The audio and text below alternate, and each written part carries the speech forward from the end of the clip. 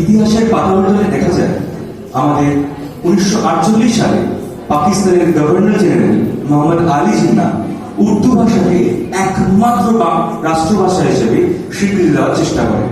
কিন্তু তখন শুরু হয় গণ আন্দোলন, আর এই গণ আন্দোলন শুরু হয় এই বাংলা ভাষাকে রাষ্ট্রভাষা করার অভিপ্রায়। সেই জন্য বহু বহু সংগ্রামী আজ শহীদ হয়েছেন তখন থেকে। তারা হলেন জব্বার, তারা হলেন সালাম, বরকত, রফি, নাম না জানা অনেক নাম। কিন্তু এরপর এই ক্রমাগত আন্দোলনের পর পাকিস্তান সরকার বাধ্য হয়ে বাংলাকে রাষ্ট্রভাষা হিসাবে আনুষ্ঠানিকভাবে মেনে নিতে বাধ্য হয়। আর তারপর 1956 সংবিধানে বাংলা ভাষাকে রাষ্ট্রভাষা হিসেবে স্বীকৃতি দেওয়া হয়। এরপর 1999 সালের 17 নভেম্বর জাতি